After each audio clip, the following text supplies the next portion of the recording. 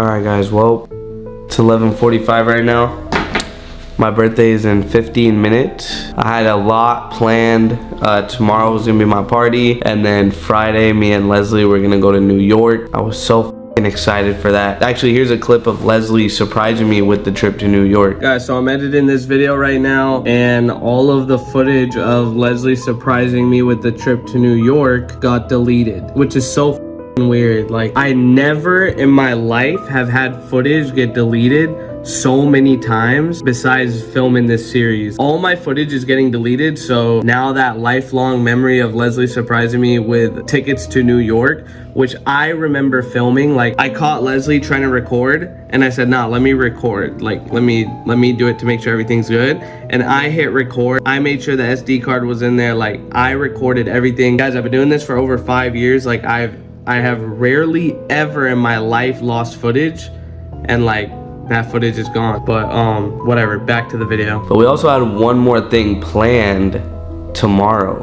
which is actually the day of my birthday. I was supposed to meet up with the priest in regards to this video that you guys are about to watch, and now unfortunately I'm not able to do that. So if you guys are wondering what I'm talking about, this right here is a positive COVID test. So yeah, I tested positive for COVID this morning and everything is canceled. Leslie has actually been planning this trip for 2 months, more than that actually. So I mean, I guess everything's ruined. Guys, and to make things even more weird, this is Leslie's COVID test right here. She has no COVID and mine is COVID positive, which is weird because we live together and we've pretty much accepted the fact that she has COVID because we've been sleeping next to each other, we've been sharing food, we've been, you know, kissing, eating from the same plate, eating from the same spoon, sharing water bottles. So we're like, all right, whatever, she has COVID. And then she's like, let me just check because I don't feel sick. And then she checks and she has no COVID, which just makes this whole thing even more weird. It's like, why am I the only one that got COVID, but Leslie doesn't have COVID? We all went to the Bad Bunny concert. How come Brandon and Dennis didn't get COVID? The day before I tested positive, everybody was at my house.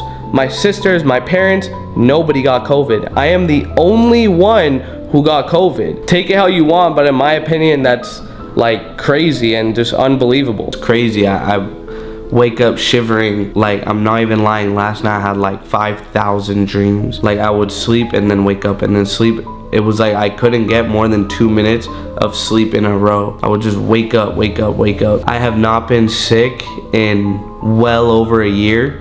Me and Leslie are very clean. We're germaphobes and literally wash our hands every second we get, and we drink a lot of vitamin C, and we take a lot of care of our bodies, and we never ever get sick. Like, never. I'm never sick. And then the one day that I'm going to meet up with a priest to shed light on this whole Ouija board situation, and something is stopping me from doing that. It's just weird, right? Like, out of over 365 days, one day before I'm supposed to do everything, and it's like I physically cannot go do it. And yeah, I could do like a phone call or a FaceTime or whatever, but that's not the same. Like to have been sitting there with him at the church, just really letting everything go, would have been amazing. But so for that, I'm going to be putting 2 episodes in one right now. Enjoy the vid, guys. So you guys know that we also did the Ouija board in Jessica's attic in her closet. That was a very popular one in my last video that I did because I talked about encountering the worst demon of all time, which I will not name because I fear for my life now. And to be pretty freaking honest, weird things have been happening to me since I made that video. I'm not gonna lie. So for the sake of my life and actually sleeping at night, we are going to call him Momo. So every time you guys hear Momo, you know we're talking about you know who. So to go a little bit more in depth about Momo, I'm going to tell you guys some stuff about him. Momo is the most powerful spirit you can come in contact with through a Ouija board, and actually has a whole movie about him, which I didn't know until I was editing the video, and I got this recommendation on my feed as I was editing, which is weird because I've never seen that movie in my life or ever heard about it or even knew it was a thing until it randomly popped up on my recommended for whatever reason. So when you encounter him, the myth is that he never leaves you alone because He doesn't just go around contacting just anybody. He only contacts people that he wants to get rid of. He really does with you. Like, he really does fucking scare the living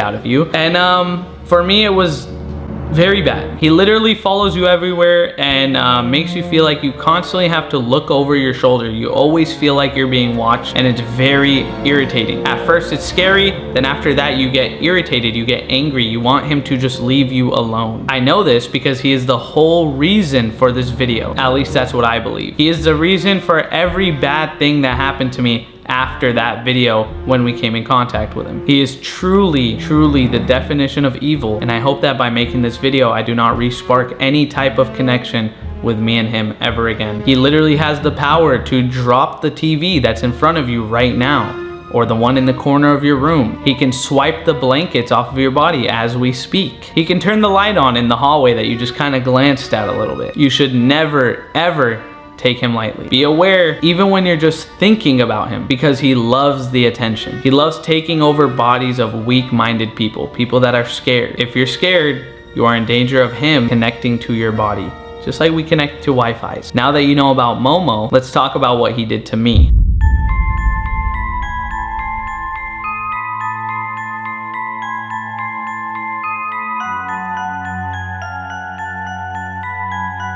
We played the Ouija board in Jessica's attic and we came in contact with Momo. Jessica removes her hand from the board mid-game and allows Momo, I almost said his name, took control of her body for a brief moment, we believe, and then he left. But that was not the end of him. That was actually just the beginning of him. So after that day, we wrapped up the Ouija board and we all went home. And I remember laying in bed, and for the first time in a very long time, I was scared. Like, I was actually nervous. Coming in contact with another force, or maybe alien life, I don't know what it is. Coming in contact with that never scared me. But then coming in contact with this spirit who has harmed people in the past and caused people to do bad things to themselves kind of started to worry me. I'm 17 years old at the time, and I'm in my bed with the lights off and the door shut. About 11 o'clock at night, trying to get some sleep because I had school the next day. And I remember kind of staring at my rolling chair in my room. If you guys have a gaming chair or a rolling chair in your vicinity right now, I recommend you grab it, take it out of your room until I'm done with the story, because this is creepy.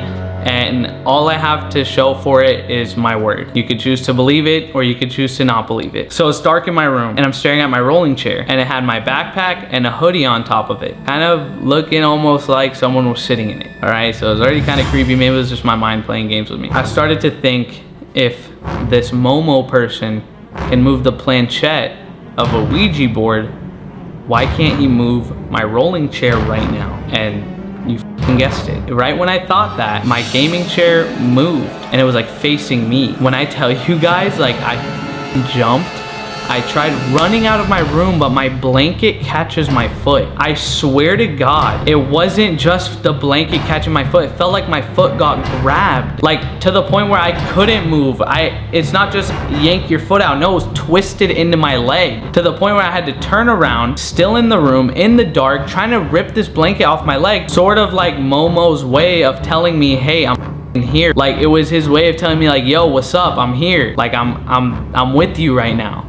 You can't escape me, like, I'm here. I finally like rip it off my leg, get the weirdest feeling. I run to my older sister's room and I just instantly start crying. I'm 17 years old, like, I haven't cried in so long, and I started crying because it was the scariest thing, and like, it was so real. Like, now it is not only a Ouija board, this is real life. And it took my whole family to calm me down, and nobody believed me, of course. And I'm pretty sure a lot of you guys don't believe it right now, but this is my story and this is really what happened, and I would never come online and make up some shit like this. I just would never do that. A lot of you guys out there know me. Some of you guys out there know me personally. I would never lie on camera about anything that's happened to me, especially something like this. Surprisingly enough, this shit gets way worse. So after my family had calmed me down, after like 2 hours, them pretty much convincing me that my mind was playing tricks on me, I began to get frustrated. I just remember getting super frustrated because nobody believed me. I would see faces when I closed my eyes. I would see like different type of fog shapes in the mirror when I would shower, and literally hear noises and see shadows when I was home alone. I legit began going crazy. Like, it actually took like a serious toll on my body. Here's where I'm gonna get really personal with you guys. This is something I don't like to talk about, but I'm going to talk about it for the sake of this video. It's a part of my past that I never thought I would go back to, but I have to for you guys to fully understand the story and really understand what was going on. As some of you know, I was on a medication called Adderall. I was diagnosed with ADHD and needed to take Adderall to function every day, to stay focused, to stay put in conversations, to not kind of like move around, you know what I mean? Because that's what ADHD does to you. But when you take this medicine, things can happen to your physical health. The main things being insomnia and loss of appetite. But I was always on top of it. I would eat breakfast before I took my medication, and I would take it at an early time so that by the time I was wearing off, it was around like 6 or 7 p.m. and I could have dinner and go to sleep. But now going through this situation, like I said, I started to go crazy. I was so paranoid. I felt like someone was always watching me. It came to the point where I couldn't even stand in a room if my back was not against a wall. So I stopped eating. I stopped sleeping as much. I had bags under my eyes constantly, and I lost about 20 pounds in just a month. My health just went into a downward spiral. So it came time for my monthly checkup with my doctor, and he told me that I was at big risk for a heart attack and ultimately sudden death. So he took me off of my medication. When I tell you guys, like, unfortunately, I was reliant on my meds to keep me focused and just able to function in everyday society. I was stripped of them in one day to keep me alive, pretty much. I immediately went to depression. No one ever knew about this because I was depressed, and when you're really depressed, you don't really tell anyone. You just kind of go through it by yourself. You don't want any attention. You don't want anyone to know that you're depressed because you don't want to answer any of the questions. You just stay to yourself and you don't want to talk to anybody. But fortunately for me, I had a very loving family. And for my birthday that was coming up, Brian bought me a car. I crashed that car in 2 weeks. I was literally going crazy. I didn't know what I was doing with my life. Everything was going wrong. My YouTube channel got terminated. My sister luckily got me a job, and I got fired within 2 weeks. I couldn't do anything. I felt like somebody was constantly beating me at life. I was at the worst of the worst in my life, and it might sound crazy, but I believe that it was all because of Momo. Now here's where things get really crazy. Everybody who has taken Adderall in the past knows this. When you get off this medication, you have these crazy dreams. I'm not just talking about like, oh my gosh, I had a dream that I got shot. No. It was dreams about 3-headed monsters the size of the Empire State Building. It was at a point where I was scared to sleep. But one day I had a dream that I'll never forget. I had a dream about a big black demon that looked like a gargoyle. Do you guys know what a gargoyle is? He was ginormous, like bigger than anything you could imagine, like as big as the whole sky. So every one of these dreams began the same way. The sky was blood red, and they were filled with small flying gargoyle demon type things just flying above me. I would arrive on the scene, and 99% of the time it would be in the same spot. It was in the desert. So it was kind of like Courage the Cowardly Dog type of scene. Red bloodshot skies and demons flying over me. Then suddenly the giant gargoyle would walk up to me, and he would point in a direction that he wanted me to go in. And his hands were huge, like to the point where you could see every detail in his hand. They were like blistered up, and he would point in a direction. He had long fingernails, but they were pointy, not like he hadn't cut them, but like they were shaped to like point, like weird. It was weird, and it was different stuff. But there was this one particular dream that I had that I won't ever forget till the day that I die. I have never in my life had a nightmare this like clear and real. It was like there was no way to differentiate a dream versus real life. It felt like I could feel the wind. I could feel the sand of the desert like hitting my body. That's how real it felt. Where the other ones, I couldn't really feel that, but it felt like this was like the finishing moment. Like, yo, this is the message I'm trying to relay to you. So keep in mind, this could have been Momo in my dream. He pointed in a direction, and I remember looking in that direction, and seeing what he was pointing at, and I started to realize like, hey, I might be dreaming, please tell me I'm dreaming. And I started pinching myself, please wake myself up. I've never pinched myself, that's just so stupid, but I started to pinch myself. I'm like, there has to be something about pinching yourself to wake you up. Nothing. I stayed in that dream. What I saw was Jessica's house. Bro, I got the chills. It's like, I remember I just stood there. I didn't want to walk in, okay? And I promise you, this is the scariest shit you're gonna hear. I've never heard this gargoyle's voice. I never heard any of them make a noise, only like birds chirping, not a regular bird. It was more like a demonic chirp. This demon says go, but like loud, like at me, like go, like that. I swear to God. And I got scared, so I went. It's dark, the door is wide open, the wind is like pushing the curtains, and the whole house is filled with sand because it's in the middle of the desert. It's the only house there. I'm going to give you a visual, like just try your best to envision this. I walked up to the house, front door is wide open, sand all going into the house, wind, all the lights are off, all the doors in the house are shut. I'm still looking over my shoulder to see if this gargoyle is behind me, and he is staring at me, just standing there. I walk in the house, I open the door. There's a bathroom on the right. I open the door, nothing. Lights are off. Try to turn the lights on. No lights are working. Get to the room on the left, which was Amanda's old room. Open the door, nothing. So I start walking up the stairs. I hear a baby crying in the house, up the stairs. Jessica's room is upstairs, directly to the right. It's the first room in the track. They have a window on the left to the outside. You could look outside from that window. You could look outside from the stairs. I'm scared. So I look to the left out the window to see if the gargoyle is still there or if I can make an escape. He's on one knee staring at me through the house, and it was this weird illusion that he was right in the face of the house, like this, like his head was the size of the house, staring through the window. I'm like, holy shit, right? I feel my heart like coming out of my body. I walk up the stairs, I'm like, dude, okay. I open the door, I slam the door open, I see Jessica sitting in a corner with her face in the corner. I hear only the baby crying. I still don't know where the baby is. I'm about to walk up to Jessica like, hey, please help me. I don't know what is going on. I grabbed Jessica's shoulder, and it didn't take no force. It's kind of like she was on a rolling chair and she just spun at me. This is really weird, and I hate saying this to people that might be scared. No eyeballs. Oh my God. It didn't dim. It like completely turned. As soon as you said that. Jessica had no eyeballs. Lifeless. I let go. She thumps to the ground. I look to the left.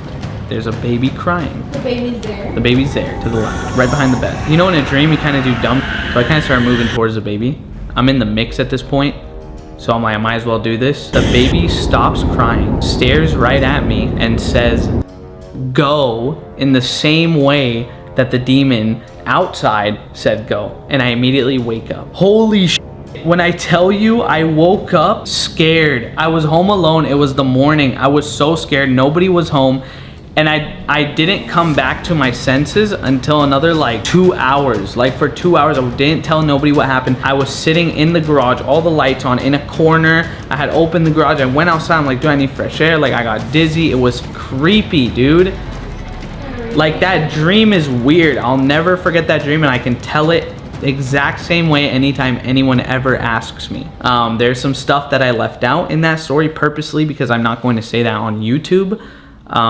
There was a liquid on the floor of Jessica's room surrounding the baby. That's as far as I'm gonna go with the sight that I saw. I remember that right before I woke up, I had a visual image of a bull and his eyeball was bleeding. I don't know.